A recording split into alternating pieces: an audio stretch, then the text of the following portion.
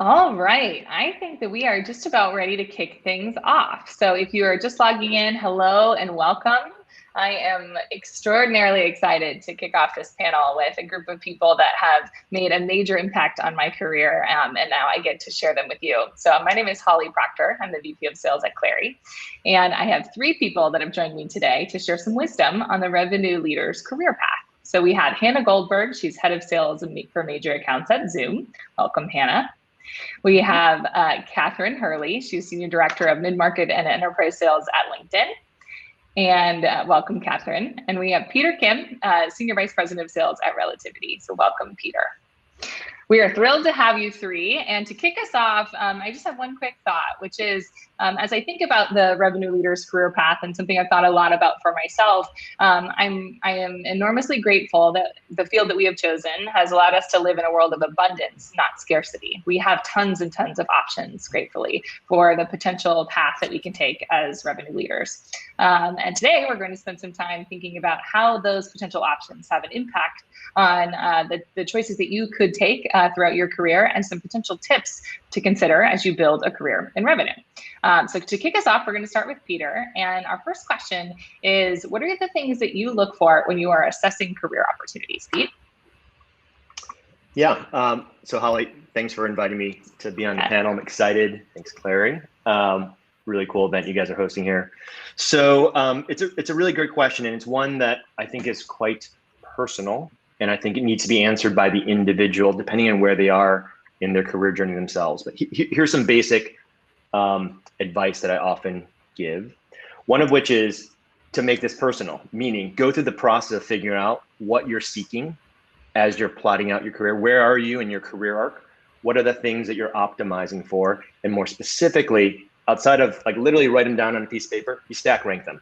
So I think when you're making career choices, if you're early in your career in the first 5 years and you're still exploring, I think the choices you make then are very different than being in the professional workforce for 20 years and trying to be really thoughtful about the next way in which you're going to make an impact. And so it depends on where you are in your career arc, but the process I think is really important, which is articulate what you're optimizing for, stack rank them, and decide for yourself what choice helps optimize for the benefit you're seeking in terms of your next career choice. For me personally, just to bring this out of the abstract and bring it into the practical, for me, I've been in the workforce for just over 20 years. I've been in B2B tech that entire time. And when I made a choice to join Relativity, I was personally optimizing around three things.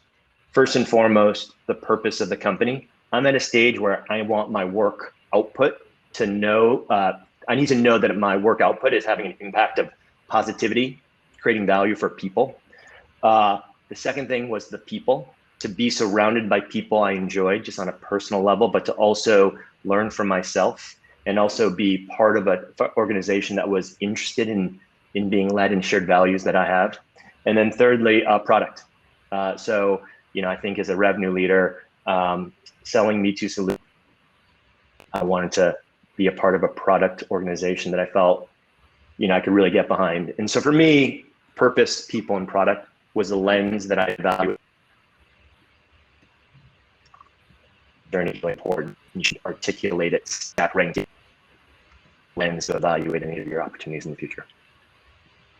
Love that.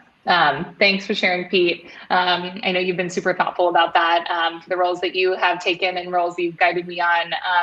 And so to summarize, the spirit of Pete's suggestion is that you should article the things that matter most to you, write them down, and then stack rank any opportunity that either comes your way or that you find against those things as a core way to ensure that you're on the right track. Our next question I'll serve to you, Catherine, which is, what experience do you think are necessary to prepare someone for a senior sales leadership role today? So when a lot of the time I talk to people and they have in their mind a path that they are thinking we want to go from, say, like sales rep to sales manager to sales director and VP of sales to CRO. And I always appreciate that that's definitely an option. But for me, one of the things that I have found that really made an impact in terms of my career and preparing me was I took a variety of lateral moves, and I did it in order to gain experience. or to work for leaders that I found to be really inspirational and that I wanted to absorb as much as I could of their knowledge and learning. And so for me, I think what ended up happening is I went for roles that just felt really unique and really different from what I was doing. And I probably had 5 or 6 lateral moves that, while it might have, maybe slowed advancement, I really felt that once I did move into more senior leadership roles, because of the network that I had, the diversity of experience, perspective, and then also just the confidence that comes from such a variety of different types of roles, it really helped me to quickly ramp and to feel like I could contribute quicker, and then just feel that the network and the confidence was there to support me. And so I would say that while it might take a little bit longer, don't rule out the value of playing a longer game to get a variety of experience to prepare you for when you are in a senior leadership role. And to Pete's point, there's really 2 things I think when I think back about why I took roles. The first was when I thought about the job, did I feel excited? Did aspects of the work that I would be doing make me energize me? And then the other thing that looking back, I realized had factored into some of the decisions was I going to work for somebody that I felt was truly exceptional?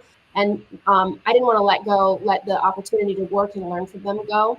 And so those were a little bit about how I made decisions, but ultimately it was probably a longer path, but the confidence and the experience I feel like set me up for better success today. Awesome. Love that. Pete, I want to ask you the same question. And just to repeat, the spirit of the question is, around the experiences that you think might be necessary for somebody who's interested in becoming a senior sales leader. And then, for the group, I'll let you answer that, Pete. But one question from the audience that fits in is if there's any either certifications or courses that you'd recommend. Yeah, I would answer the question in the following way, which is, I think to be an effective leader, I really believe that to be an effective leader, you need to be able to really see the world through the eyes of your team and have a deep appreciation for, their needs and challenges. And so I think it's really important to have a broad range of experiences so that you can really understand the way in which your organization operates. And so for a revenue leader, that could be everything from maybe leading young professionals in their journey into sales through a BDR, SDR team, or leading the new business acquisition team, or leading the renewals team. All of that is important as a revenue leader because that entire collective experience is all part of the revenue generating part of the process. And so I think for me, getting focusing on a broad base of frontline experience leading these different teams really just prepares you to be more well-rounded as a revenue leader in the future. Great. And then any certifications or courses that you guys have taken that have been meaningful to you? This question for anyone. The one that I would recommend that I can't remember the name of, but there's a LinkedIn learning course that Mike Gampson led around leading executive leadership, and I can find it and I can post in the chat in a second, but that one has been one that I've shared with my team at Zoom and various other teams that I've been a part of since they rolled that out. That was a really helpful course that broke down the theoretical to actionable as people are looking to build out their career. It's a great one. Awesome. Did you have one, Pete? No. Well, not additional, but I'd say I'm more pragmatic, like Hannah. To plug my former employer, LinkedIn Learning is a wealth of really succinct and really tailored learning videos, and I've watched some of the ones that Mike has produced and others, and I found it to be really useful. Totally, yeah, easy to consume. We'll throw some of those in the chat for people to ask that question. So next up, this question's for you, Hannah, and I want to spend some time talking about internal promotability. And the spirit of the question is to be seen in 2 ways. So one, how do you think about getting promoted, right, in your own career path? And then as a senior leader, how do you think about promoting people in your org? So the question is, when you're promoting internally, what are you looking for, and how do you assess those insights when you're evaluating talent? Love this question. Personally, I'm an example of internal mobility. So I've been working for almost 20 years, and this is my third company that I've been at. And so I am a great example of someone who was invested in. And then what I look to do is take all of those learnings and invest in others. And so I'm pretty passionate about this one. So for myself, to answer the first part of the question, I didn't grow up seeing business. I grew up in Stowe, Vermont, where everyone sort of owned their own small businesses. So the whole corporate world was not something that I consciously thought about. And what I learned pretty right away in my first role, which was just entry level at Yahoo, that I was creatively figured out how to get into, was that I really cared about getting to know my direct manager. And I didn't realize that was something, and now as a leader, we can see this as a manager, that sometimes it's all about the people that you're managing. I naturally looked to understand what was driving that leader, who I still am close with today, and really seeing in that relationship was able to see broader problems and needs of the business. And that's what helped me navigate my career, that it wasn't all about only, hitting my numbers and being at the top of the leaderboards. It was looking across the organization and seeing what could be done better, what was broken, what could scale, and really tying back to the North Star of what would benefit the customer, the member at LinkedIn, the company, the organization, and the team. So that's how something that I took from my experience. And now, as I have the opportunity, I look at it as a true gift as a manager and a leader to be able to invest in top talent. And when I think about it, I love to naturally see people who are doing things when no one's looking, and how are people looking across the organization, working together, collaborating outside of their actual day jobs, but figuring out again how to solve those problems. And I learned about the power of empowerment through delegation, through a leader that now is a CRO at one of the top companies in the tech world, but how she really had all of the folks on her team looking to contribute and drive change and make an impact outside of themselves. And so when I'm looking to hire folks or looking to invest in people, that's something that I really think through. And the last thing I'll say, just for any of us who are leaders on this meeting, because it's a gift and because it's something that is part of what we do every day, I try to be conscious about it and make sure that I am not only investing in people that I naturally gravitate to or who take the time to find me. There's a lot of silent leaders that are out there. I am not one of them. I love being part of it. I have FOMO, so I'm always trying to be in it. There's a lot of people who naturally are doing unbelievable work who may not be part of it naturally. And so figuring out how to find them and invest in them and spend the time and reach out to them to let them know and open that up is really important. And it's even more important in a virtual world, which we're all living through now. Great advice, Hannah. So good. Pete and Catherine, I want to open this one up to you too. As you think about internal promotability, how do you make those types of internal decisions? I can start. I was thinking about, as Hannah was talking, I was thinking about people that I've promoted. So from manager to like more senior level. And I think it's, there is like probably a consistency of identifying problems and then coming with solutions and then scaling those solutions to better the group.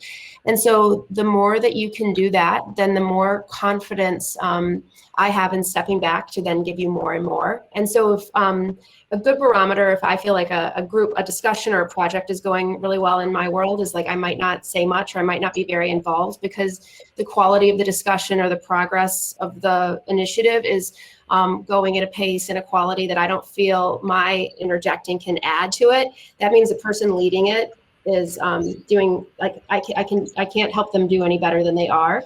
And so the more you're able to do that, then it just becomes really seamless for that person to become your successor. And so I would encourage people to, when you see something that could be done more efficiently or with, more effectively, and then you can come with a solution and then start to scale that outside of just your org, but to other orgs, and you start to consistently do that. It makes it really easy to then, for me to promote those people, both evangelize and celebrate those people, but then also set them up for a really no-brainer in terms of promotion. Love that. You know, I think it's been shared is really great. And I'd say my only sort of slight spin on this, Holly, is I generally think about people in terms of skill and potential.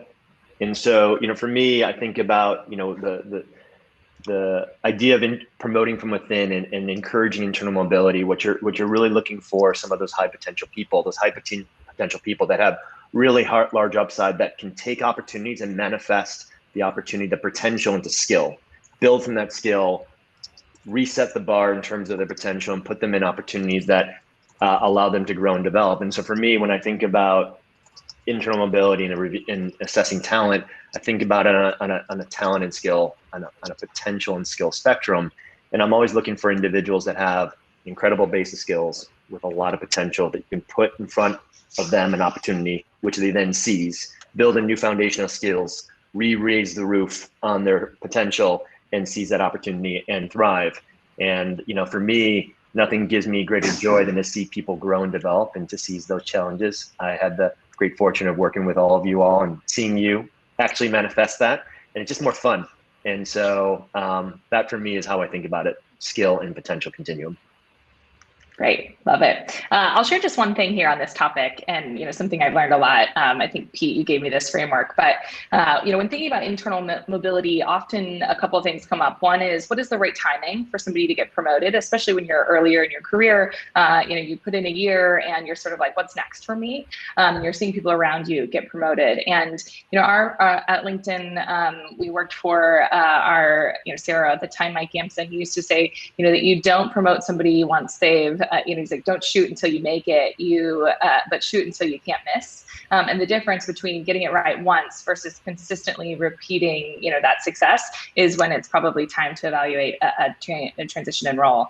And the second is, while you know, internal promotability internal mobility isn't a democracy, it's not that everybody gets a vote. It's sure a heck a lot easier for the leader when, in general, the team that's around them is on board with that promotion. And so when you think about that, when they're on board with the promotion, how do you assess whether or not the rest of the team will be on board and when you know, the body won't reject the organ? Well, one is, when is it clear and obvious? And so if you imagine, you know, promotion announcement to go out, and you were to say, so-and-so is promoted to lead, you know, this large section of the business, would the collective sentiment be one of surprise? Or would it be one of course, that's obvious, that makes perfect sense, who else could it possibly be? And if you're in the second camp where it's clear and obvious, you're probably in a place where, you know, you made the right hiring decision.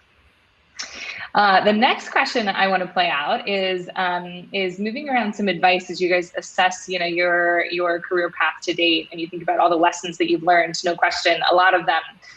So for somebody aspiring to run a large sales org, what advice would you give them as they plan their career?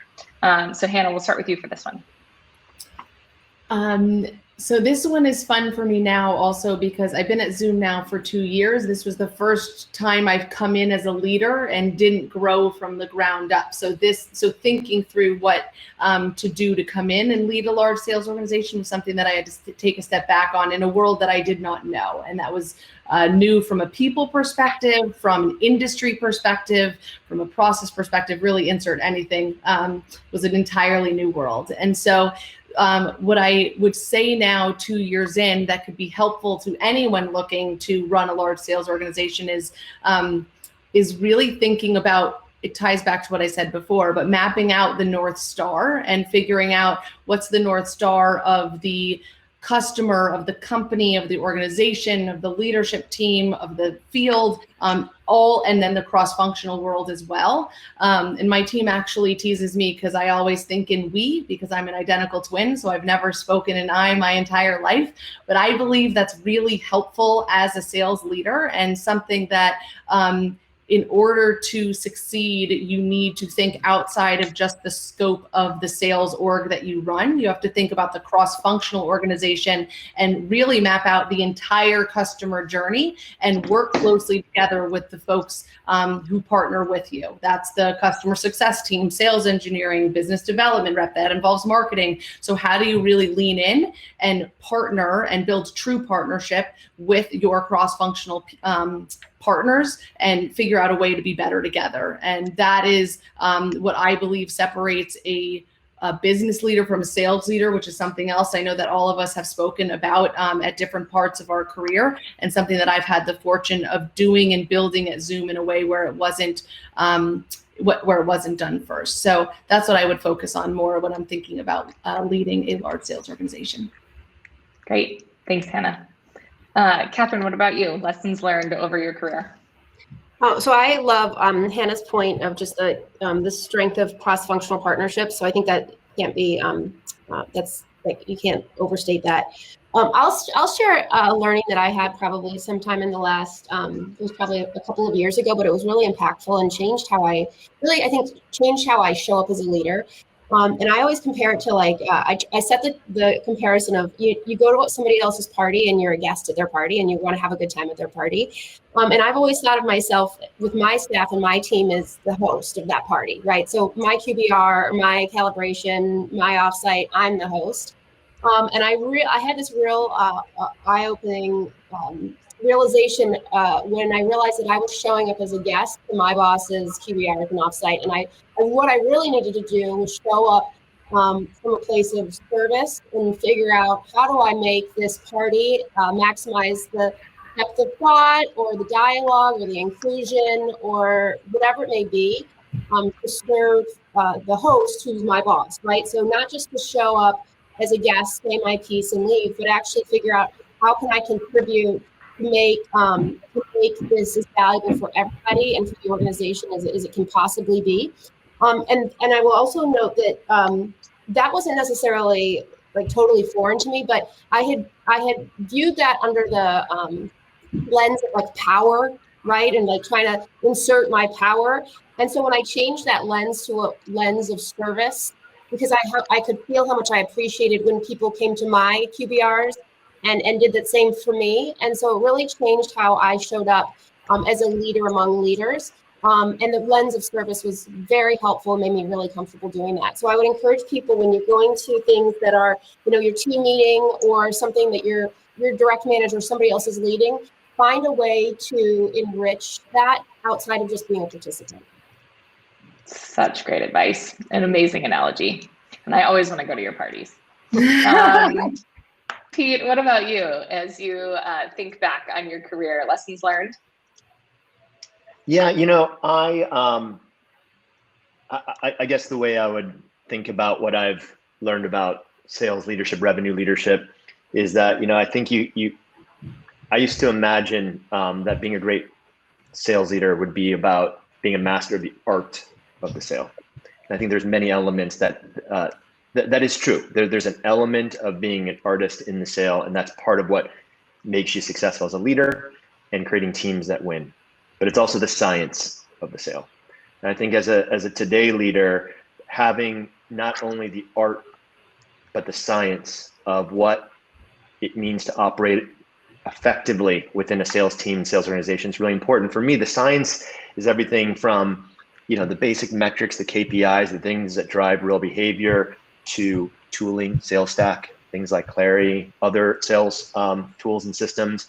I think real mastery and the pursuit of mastery to balance both the art and science is a necessary part of the toolkit for success today.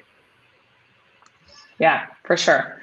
Much more so today than maybe it once was. It's an expectation, I think, for us as sales leaders. For sure. And it's an expectation that unless you understand it's an expectation, you will fail to develop the skills that you learn as a frontline or second line manager in your pursuit of running the whole thing. You need to be very mindful to acquire those skills and to embrace those. Meaning, if you're more a master of the art but less the science, you need to do both and both very well. Yeah, for sure. Great. So one question from the audience is around what advice you guys might give to people with untraditional backgrounds that are interested in moving into sales roles, and that could be sales leadership roles or the like. I can jump in. I would say something I've loved the most with the ability to hire is to hire people with different backgrounds and experiences. And I think as a leader, it is our responsibility to do that. But as the person who's looking to make the shift, it is your responsibility to package up what translates from what you've done, what you've learned, how you've done it, to be able to then be applied. Because in many of these cases, it may not be natural. Someone like me, I'm sort of the opposite of what Sheryl Sandberg talks about or what Catherine mentioned. I climbed the ladder. I started at like the bottom of the ladder and I'm climbing. That's just my path. But if someone else is looking to be on the jungle gym, it may not be as natural for me to understand how it applies, and it's up to them to really map it out and tie it again towards what problems they solved, how they did it, how they work together, and why they're looking to make that shift. Yeah, good advice. We're actually, we have just been trying to noodle on this issue of, how do we recruit and diversify our sales team from non-traditional backgrounds. And so, the one thing I would add, I agree with Hannah that a lot of these skills are transferable. And so if you start to think about how that transfers, I think that like you can absolutely have value there and have a good story to tell. And then one of the things we're also looking at is how do because we do have some of these people in our org. And so how do we leverage the people who have made that transition to others so that A, they see that there's a path there, and B, they can have a conversation and start to get a better understanding about how those skills and how their experience will translate. Because I do think that it makes our team better when we have people from non-traditional backgrounds. So, I would say probably you can find them like through LinkedIn and start to understand how that transition has been for other people and what maybe gaps or areas that you want to work on in advance of the role to better prepare yourself. Yeah, just the one thing I'd add is I agree with everything that's been said. For me, sales is a teachable / learnable skill. And so anyone can do it. What I would say is if you're the seeker, if you're thinking about a pivot, you're doing X job and you want to career in sales, I think the most important piece of advice I have is to seek an environment that can develop you as you're on your journey of reskilling yourself or appropriating the core skill sets that you have. Because I think entering in a sales culture that's a sink or swim environment is not gonna really develop you. You need to be very discriminating with respect to the type of culture environment that you're choosing to make your pivot into, so you can really learn core playbooks that everyone learns to be successful in sales. And so pick your employer wisely, pick a coach, mentor, a manager that will really invest in you. Anyone can do it. Great. Yeah, great advice. Okay, very last question for this awesome panel. We get a lot of questions around when, most people grow up in sales and they start as a seller, and then they face sort of a fork in the road where they decide, does it make sense for me to continue as a senior seller, or should I evaluate potential leadership opportunities? So when you guys either give this advice to somebody or you talk to other leaders who are sharing this advice, how do you help somebody think about the move from seller into leader? I'm happy to jump in there. So for me, it was when I was a seller, when I started off, I was so excited to like win deals. And then over the course of my career, I was starting to coach and mentor others. And for me, it became very clear that it was time to make the move because I got more jazzed and more competitive and more excited when the reps that I was mentoring were winning than when I would win myself. And so I coach people to think about when they're helping others, do they get more of a excitement and an energy from seeing others win, or do they still like get that, are they energized when they close those deals? And so that was like when that happened for me, it became very clear that it was time to move. I would echo that, and I'm smiling because I'm passionate about this. I think that there are different career tracks, and it is not, in my opinion, it can be defined as a promotion, but it is not only that, right? Going into management and leadership, I always tell my teams that there's the curling sport in the Olympics where there's like the sweeper ahead of the thing on the ice. I'm the sweeper, and that's what I love about being a manager and a leader, and let them shine. And I don't even know what it's called. They throw the thing down the ice, and that's who gets the applause at the Olympics. To me, that's what has always motivated me, and it was. So I knew that I always wanted to lead and coach and be part of that. And I think as managers and leaders, it is hard sometimes to make sure that we don't just naturally gravitate towards the top sellers. It's wonderful if they also happen to want to lead, want to manage, want to do the sweeping, but in many cases they don't. And if nobody sits down with them to understand what their aspirations are and what the why is, people get promoted, and that can really throw off their trajectory and then have a big impact on the team that they were promoted to manage because that they did it. So I think it's important for us to think about how we look at that as leaders, but also how we coach people who are thinking through what their next play is to understand what their drive is. Yeah, I think all great advice, and I share. I'm very aligned with everything that's been shared here. You know, for me, I tend to have this conversation by framing it first and foremost. This is not going into management, people management and sales is a career change. And so when you make the choice to go from rep to manager, you're making a career change. And so just framing in that type of gravity, I think is really important. It's not just the next level beyond your sales role.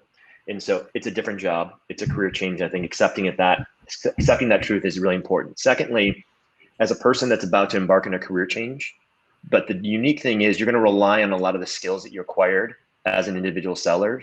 Make sure that you've experienced experience so that you can be an effective first-time leader.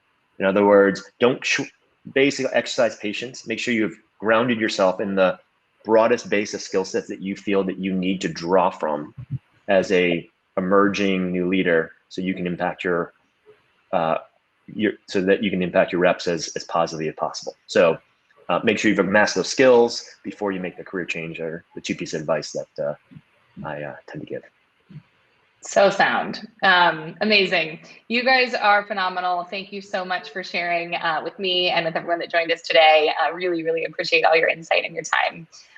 For our audience, we'll be transitioning back to our next set of breakouts. So hit the sessions tab on the left of your screen and go to your next round. Thank you for joining us today. Thank you, Holly. Thank you. Everyone. Thanks. Thanks, Holly.